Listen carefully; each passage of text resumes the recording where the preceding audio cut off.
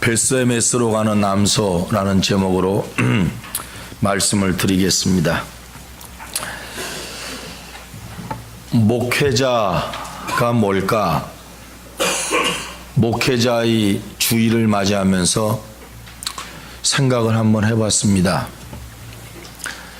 우선 목회자는 성경에 말씀한 그대로 주의 종이다. 주님의 일을 맡은 사람이다. 그리고 교회에 맡겨진 양떼들을 돌보는 목자다. 이렇게 성경에서 말씀한 대로 우리가 목사에 대한 표기를 할 수 있습니다. 또 목사는 설교하는 자이고 성찬을 진미하는 자이고 또 목사는 성도들을 돌보며 이끌어가는 자이고 또 등등 그에게 주어진 역할을 하는 자가 목회자다, 이렇게 생각을 합니다. 또 목사는 사회적으로 어떤 위치일까? 종교 지도자, 이렇게 말을 듣기도 합니다. 실질적으로 목회자는 하나님 앞에서 하나님의 일을 맡은 일꾼입니다. 그 이상도 그 이하도 아닙니다. 하나님이 자기 일 하라고 목사로 세워주셔서 그 일을 하는 자가 목사입니다.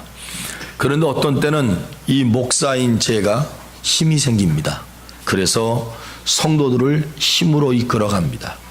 그걸 보고 목회자의 힘이라고 합니다. 이 힘 때문에 상처받는 사람들이 많이 있습니다. 어떤 때는 목사라는 특권이 있어서 이 특권으로 우리 성도들을 마음껏 휘두를 때가 있습니다.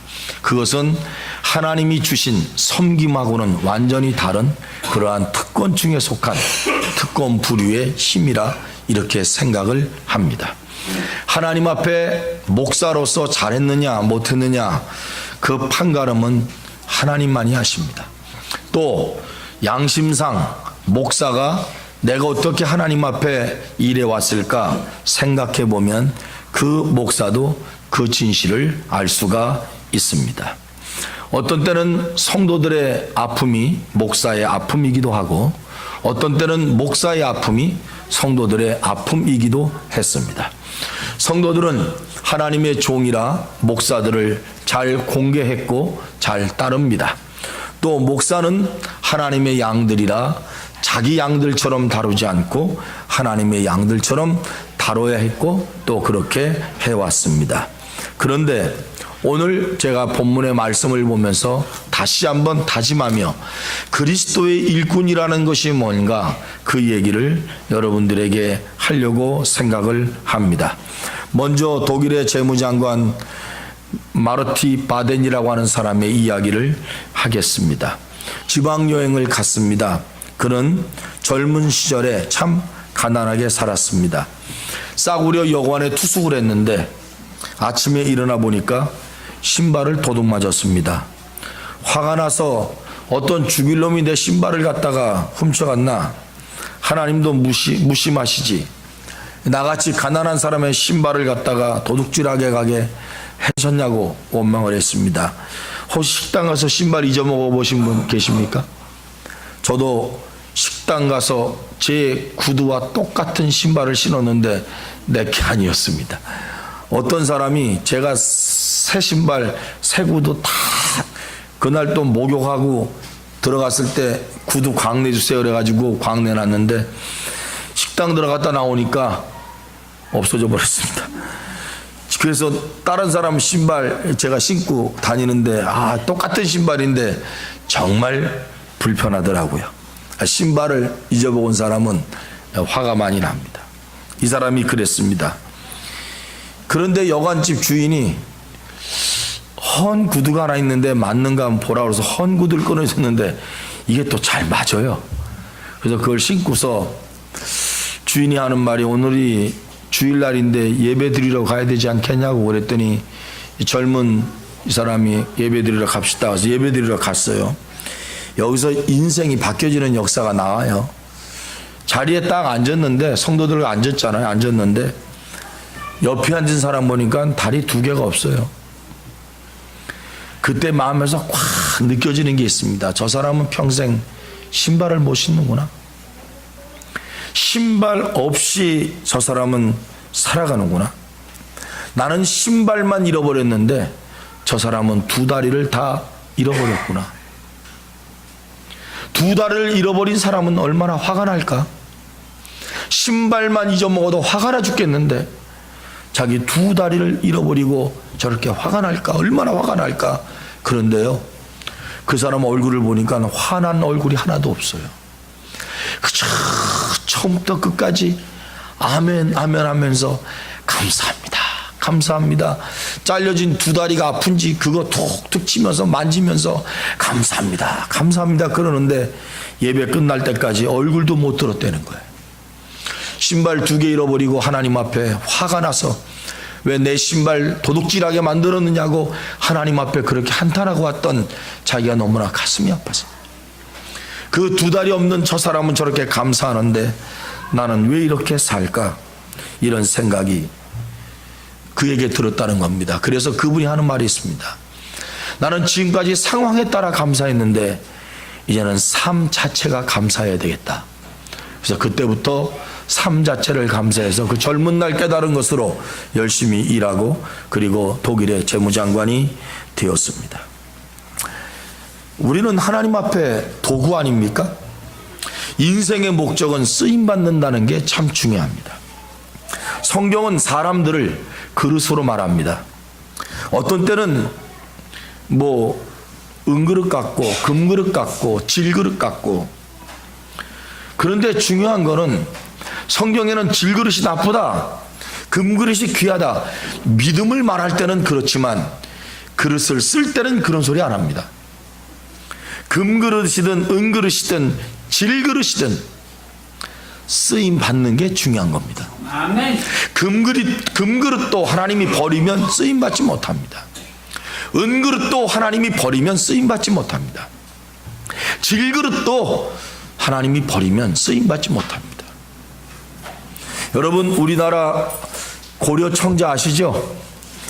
그게 금그릇입니까? 질그릇입니까? 질그릇입니다. 금그릇하고 그 질그릇하고 2개 놓으면 지금 현재 값이 어떤 게 더 많이 나갑니까? 질그릇이 훨씬. 금그릇 돌아간다는 사람 제가 금그릇 줄 테니까 그런 거 하나 있으면 저한테 주세요. 중요한 거는요, 내가 뭘로 만들어졌나 재질이 중요한 것이 아니라요, 얼마나 주님 앞에 귀하게 쓰임받느냐, 이게 중요한 겁니다. 오늘 본문의 말씀은 소 얘기입니다. 암소 2마리 얘기입니다. 주님 앞에 쓰임받는 소들인데요, 사실 이 말씀을 보면 벳세메스로 가는 암소 2마리 얘기입니다. 이 배경을 알아봐야 됩니다. 이스라엘이 전쟁을 했습니다. 전쟁을 했는데 블레셋이 원수입니다. 계속해서 전쟁에 오고 그리고 싸우고. 그런데 이스라엘 사람들이 생각하는 잘못된 생각이 하나 있었습니다. 그것이 뭐냐면 법궤였습니다. 법궤는 신주단지였습니다. 법궤는 하나님이 아닙니다. 하나님의 물건을 집어넣는 것입니다. 그러나 이 법궤가 있는 곳에는 하나님이 항상 함께 있다고 생각을 했습니다. 그래서 이스라엘 백성들에게 어떤 생각이 들었냐면, 내가 믿음이 좋고 믿음이 없고 상관없이 법궤만 있으면 이긴다는 생각을 했습니다. 우리가 예수를 잘 믿고 안 믿고 상관없이 우리 집에 십자가만 있으면 하나님이 우리를 지켜줄 것이다, 이 생각은 버리셔야 됩니다. 사울 왕 때 전쟁이 났습니다. 블레셋과 싸웁니다. 자꾸 지잖아요. 지니까 견딜 수 없어서 법궤를 가지고 옵니다. 법궤는 법궤 있는 장소에다 놔둬야 되는데 이 법궤가 신주단지가 된 겁니다. 그래서 이 신주단지를 가지고 오면 하나님이 블레셋을 물리쳐 줄 거라고 그렇게 생각을 했습니다. 그래서 이 신주단지를 모셔왔습니다. 졌습니다. 그리고 이스라엘 백성들이 그렇게 하나님 것이라고 여겼던 법궤를 빼앗겨버리고 맙니다. 이 법궤를 빼앗아 가버렸습니다. 법궤를 놔둔 곳에 여러분 문제가 블레셋 사람들이 이스라엘의 신주단지를 뺏어 갖고 온 거예요.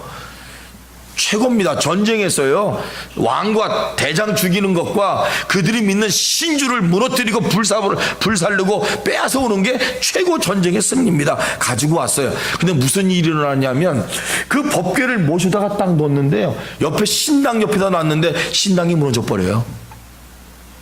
겁이 났습니다. 블레셋 사람들이 다른 곳으로 옮겨가자. 또 옮겨갔습니다. 거기도 또 무너져 버려요. 전염병이 돌고, 야, 큰일 났다. 그래서 마지막으로 간 곳이 어디냐면 에그론이라는 곳이었습니다. 이 에그론으로 법궤를 모셔갔는데, 이 법궤를 모셔간 에그론, 여러분 같으면 법궤가 오면 전염병 돌고, 예? 집이 무너지고 사람이 죽고, 그런데 그거 갖고 오려고 그러겠어요? 오지 말라고 그러겠어요? 잘 이해가 안 되십니까? 요새 시골들이 난리가 뭔지 아십니까? 청주시에 쓰레기 하치장이 없어지니까 쓰레기를 버릴 장소가 필요하잖아요. 그래서 쓰레기 버릴 장소로 지역을 찾습니다. 그래서 어느 지역에 참 좋다, 거기를 쓰레기 버리는 장소로 하자. 그래서 정부하고 이렇게 도하고 시하고 마음 모아서 글러가는 동네 사람들이 난리랍니다. 앞에 서가지고 쓰레기차 못 들어오게 막고요. 그리고 뭐 불질른다고 그러고, 뭐 동네 왜 막아요? 그게 좋은 거면 막겠어요? 안 막겠어요? 쓰레기가, 청주시에 있는 쓰레기는 니네가 다 먹어라, 우리는 못 먹겠다. 그리고 다 막아요. 그러면서 어디 물을 먹는지 아십니까? 대청댐 물은 다 먹어요. 좋은 거면 받아들이죠. 지금 에그론에 있던 이 사람들이 생각을 합니다. 이 법궤를 아무래도 안 되겠다. 지 나라로 돌려보내는 것이 맞겠다. 그래서 자기 나라로 돌려보내려고 생각을 하죠. 결정을 합니다. 거기 대제사장들, 이건 이스라엘의 대제사장이 아닙니다. 제사장들이 아닙니다. 블레셋 제사장들, 그리고 거기 관리들이 모여가지고 어떻게 돌려보낼까 고민을 하는 거예요. 그래서 사람들이 안건을 내놓은 게 이렇습니다. 암소 2마리에다가 수레를 만들고 거기다 법궤를 실어서 벳세메스로 보내라. 벳세메스는 경계입니다. 블레셋과 이스라엘의 경계인데, 그 벳세메스에 여호수아의 뜰이 있어요. 거기까지 보내자. 암소 2마리입니다. 그냥 암소가 아닙니다. 젖나는 암소입니다. 새끼가 있을까요, 없을까요? 있어요. 새끼가 있는 젖나는 암소 2마리를 끌어다가 수레를 만듭니다. 그런데 지금까지 멍에를 맨 적이 있을까, 없을까요? 멍에를 맨 적이 없어요. 이 말은 무슨 말인지 아십니까? 지금까지 일 한 번 안 해본 거예요. 새끼를 낳은 암소지만 일을 안 시키고 일해본 적이 없어. 그런 소에게 멍에를 맨다는 겁니다. 그리고 수레를 끈다는 겁니다. 거기다가 법궤, 블레셋 사람들이 근처에만 오면 겁나는 이 법궤를 뒤에다 실른다는 겁니다. 그리고 보낼 때 쥐 형상을 닮은 금덩어리와, 그리고 독종, 이게 왜 독종을 하냐면, 이 독종이라는 전염병이 이 법궤 가는 곳에 사람들 막 몸에 막 종기가 나는데요, 이게 터져서 죽는 거예요. 그러니까 독종, 금으로 만든 독종 형상을 만들어서 법궤에다 같이 실어서 보내면 괜찮을 거다. 그래서 이제 작전을 꾸밉니다. 그러면서 뭐라고 그러냐면, 그들이 말이, 오늘 우리가 읽은 말씀 전입니다. 기가 막힌 말을 합니다.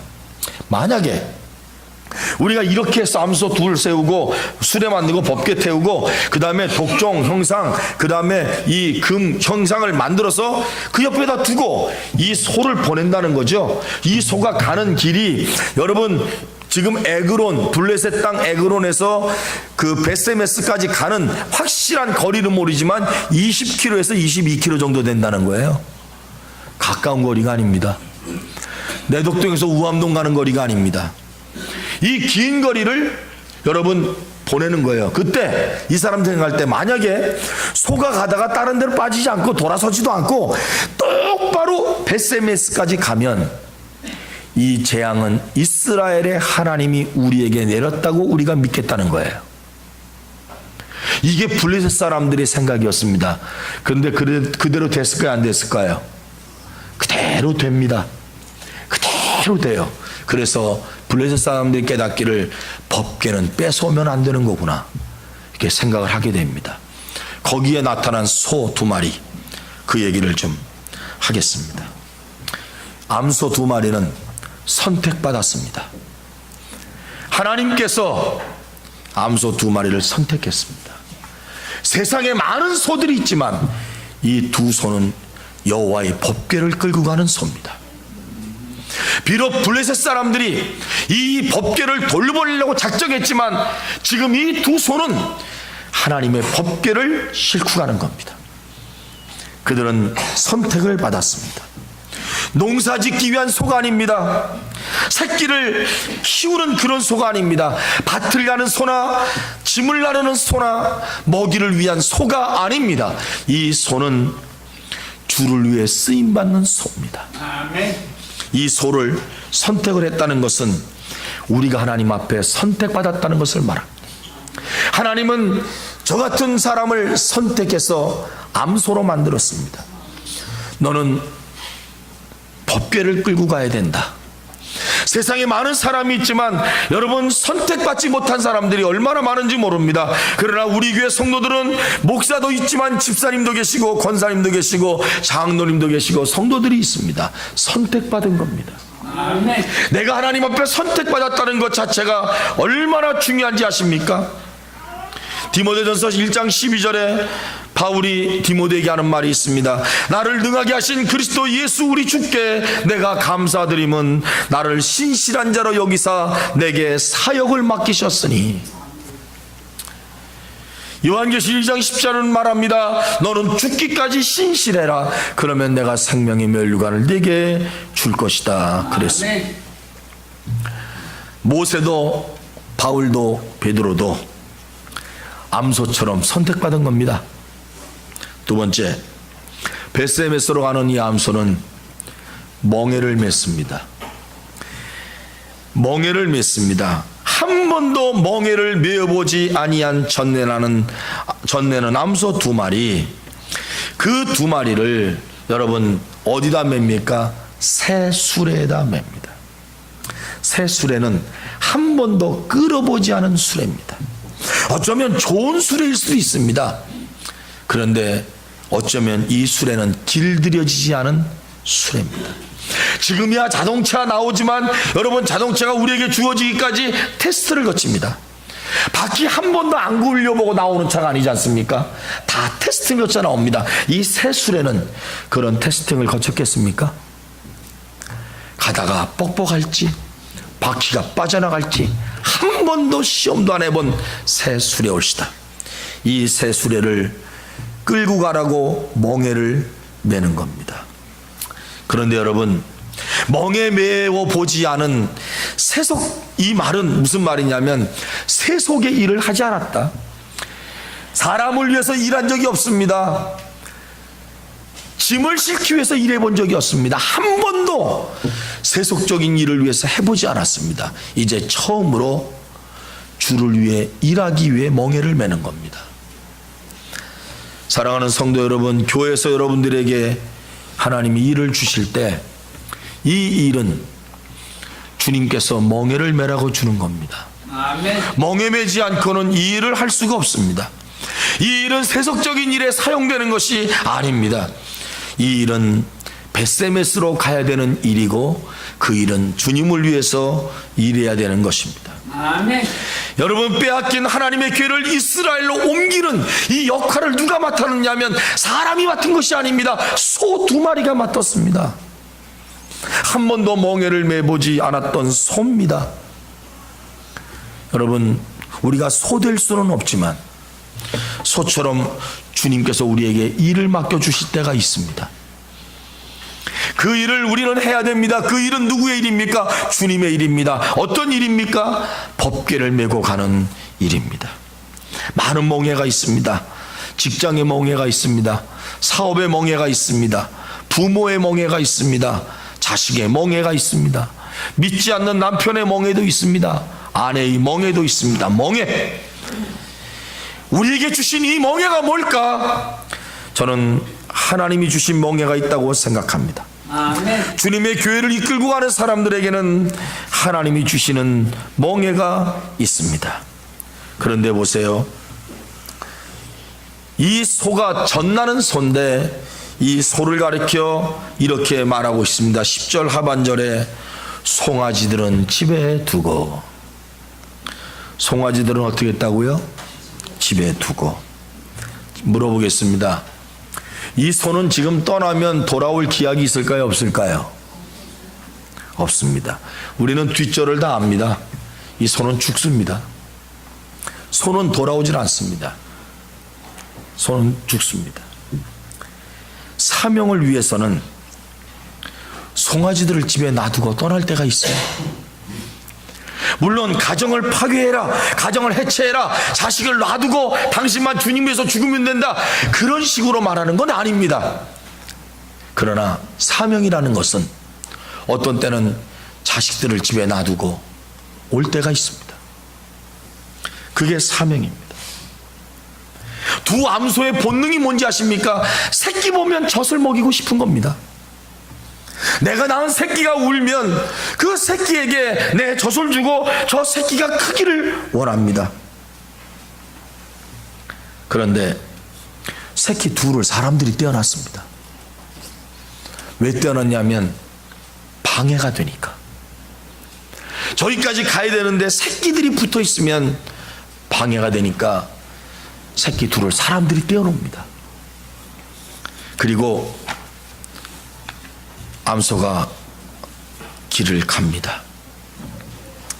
그런데 오늘 말씀해 보니까 이렇게 말씀하고 있습니다. 암소가 벳세메스 길로 바로 행하여 대로로 가며 갈 때에 울고 그랬습니다. 왜 웁니까? 멍에가 아파서 울까요? 그럴 수 있습니다. 한 번도 끌어보지 못했던 술에 끌고 가니까 울까요? 그럴 수 있습니다.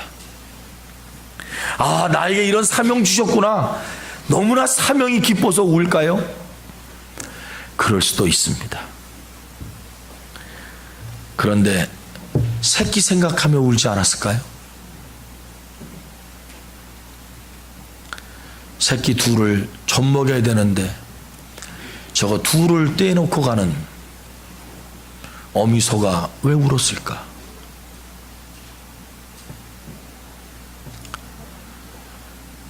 참 마음이 아프지요. 예수님께서 성도들을 보셨어요. 그리고 성도들의 눈물을 보셔요. 누가복음 보니까 예수님이 십자가 지고 가는 모습을 보고 웁니다. 그때 주님이 말씀하십니다. 예루살렘의 딸들아, 날 위해 울지 말아라. 너희와 너희 자녀들을 위해서 울어라. 로마서 12장 15절에서 말씀합니다. 기뻐하는 자들과 함께 기뻐하고 슬피 우는 자들과 함께 울라.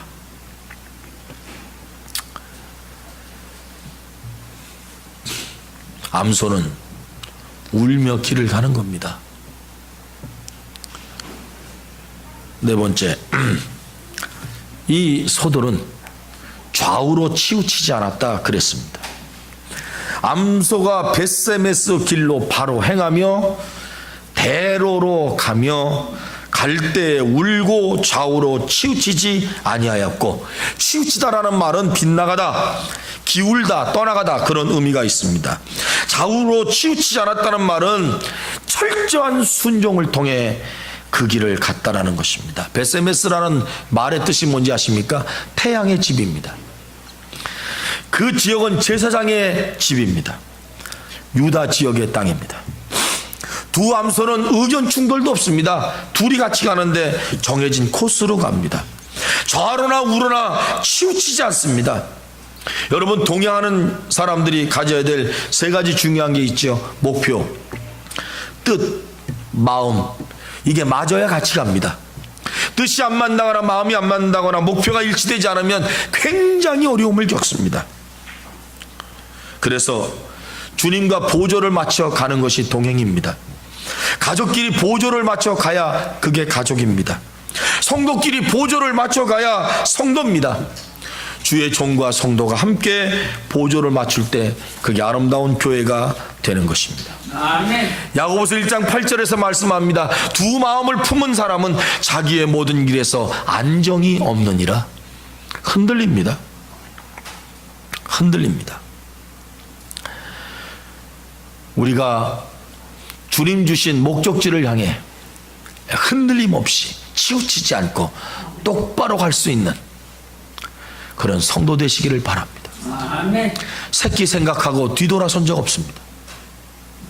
울면서 갔습니다. 아마 10번도 더 뒤돌아봤을 텐데 한 번도 치우친 적이 없습니다. 그게 사명입니다. 사명은 울고는 가지만 쟁기를 들고 뒤돌아보진 않습니다. 사명은 힘들고 아파서 울기는 하지만 다른 길로 치우치질 않습니다. 아멘. 두암소는 베세메스까지 잘 도착했습니다. 보조를 맞추어서 갔습니다. 험한 길이었을 것입니다. 높은 고개도 있었을 것입니다. 피곤했을 것입니다. 목마랐을 것입니다. 배고픔을 참고 견뎠을 것입니다. 목적지에 도착했습니다. 여러분은 신앙의 길입니다. 신앙의 길은 그런 거예요. 평탄한 길이 없습니다. 오죽하면 예수님이 말씀하시기를 좁은 길로 가라고 그랬겠습니까? 천국 가는 길은 넓은 길이 아니다. 좁은 길로 가라. 왜 말씀하십니까? 그것은 참아야 될 일이 많기 때문입니다. 고달프고 험하고 높은 고갯길이 많기 때문입니다. 쉬지도 않고 갔습니다. 잘 도착을 했습니다. 저와 여러분, 주님께 주신 사명이 있습니다. 포기하지 마십시오. 주님 우리를 부르시는 그날까지 잘 갖고 가십시오. 최선을 다해 충성을 하십시오. 그리고 마지막에 주님이 우리를 안착하시는 그곳까지 여러분 잘 도착하시는 사명의 여정이 되기를 축복합니다. 아멘. 마지막으로 암소 2마리는 희생 제물이 됩니다. 암소 2마리는 원래 블레셋 겁니다. 블레셋으로 돌려보내야죠. 이스라엘에서 안 돌려보냅니다. 이 암소 2마리를 놓고 법궤가 왔으니까, 하나님의 법궤가 왔는데 이스라엘 백성들이 거기서 하는 말이 있습니다. 하나님 앞에 제사를 드려야 되겠다. 제사를 드리는데 제물로 바쳐질 게 뭐냐? 짐승도 없지, 장작도 없지, 아무것도 없지. 베세메스에서 새 수레를 부십니다. 암소들이 끌고 왔던 새 수레를 부시고 그 장작더미 위에다가 소 2마리를 잡아서 거기다 올려놓습니다. 그리고 불태워서 하나님께 제사를 드립니다. 생각해 보세요. 여러분들이 소라면 어떻게 생각하시겠습니까? 내가 소라면 얼마나 기분 나빠할 겁니까?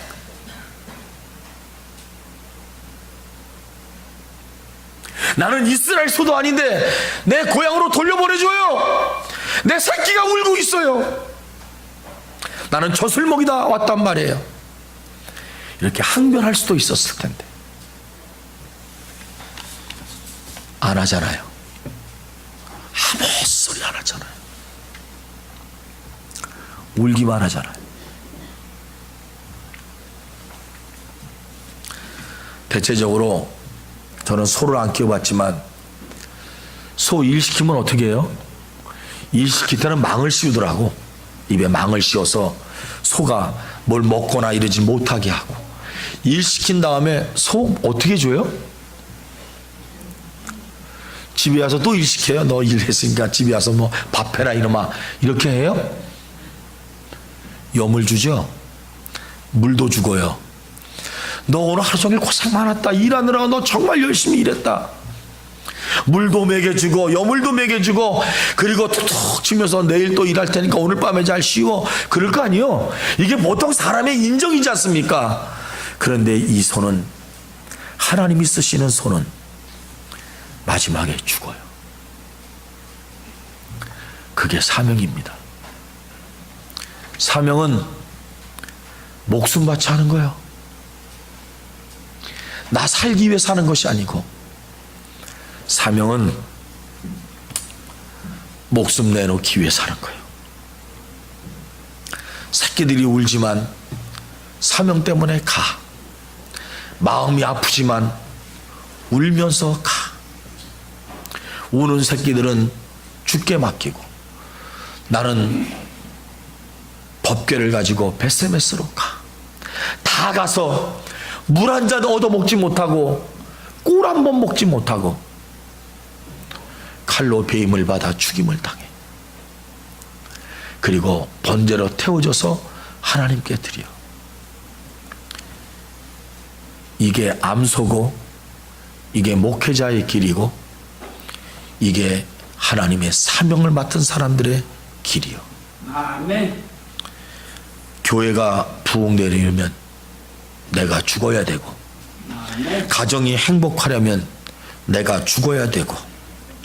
그래서 사도 바울은 말하기를 나는 날마다 죽노라. 로마서 14장 8절에서 말씀하시기를 우리가 살아도 주를 위해 살고 우리가 죽어도 주를 위해 죽나니 그러므로 살든지 죽든지 우리가 주의 것이로다. 아멘. 세상에서 가장 값진 삶이 여러분에게 필요하다면 오늘 벳세메스로 가는 암소를 보면서 주님 앞에 붙잡힌 정말 값진 삶이 저 여러분들에게 이루어지기를 주님의 이름으로 축복합니다. 아멘. 하나님 감사합니다. 아멘. 암소 2마리가 주님을 위해서 선택받았고 그리고 그 길을 가며 그 일을 하며 일을 끝난 다음에는 희생제물이 돼서 하나님 앞에 바쳐졌습니다. 아멘. 하나님, 우리가 벳세메스로 올라간 암소처럼 주님 주신 사명 십자가를 지고 좌우로 치우치지 않고 앞만 보고 달려갈 수 있도록 은혜 내려 주옵소서. 아멘. 하나님의 아들로 세상에 와서 다 주고 또 주고 또 주어도 사람들은 주님을 십자가에 못 박아서 죽여버리고 말았습니다. 주님은 그것이 사명이라 아무 소리 안 하시고 울면서 용서하시면서 십자가에서 죽으셨습니다. 하나님, 내 영광을 위해서 살지 말고 주님의 영광을 위해 살아가게 하여 주옵소서. 아멘. 예수님 이름으로 기도드립니다. 아멘. 597장입니다.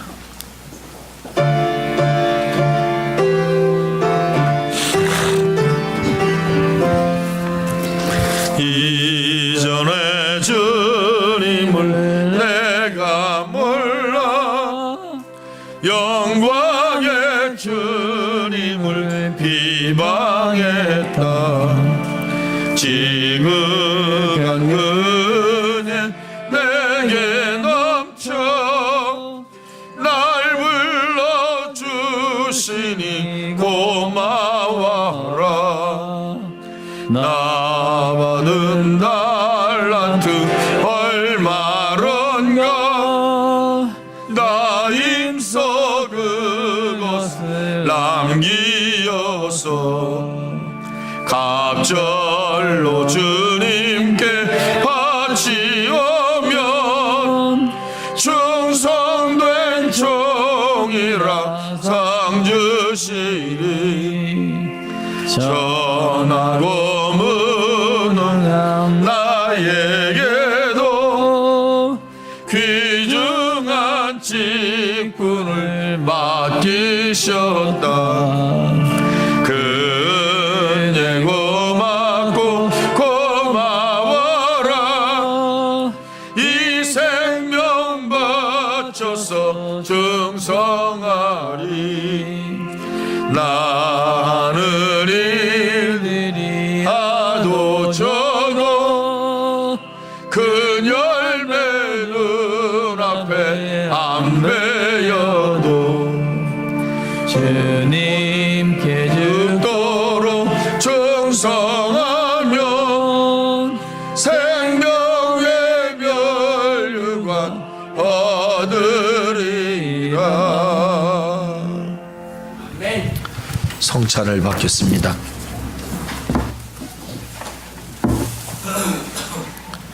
성찬은 하나님의 사랑의 표현이고, 성찬은 예수님 순종의 결과입니다. 아멘. 함부로 먹지 말고 함부로 마시지 말고, 내가 정말 주님을 사랑하고 있는가 한번 여러분 마음속에 물으십시오. 주님만이 찬양합니다. 주님만이.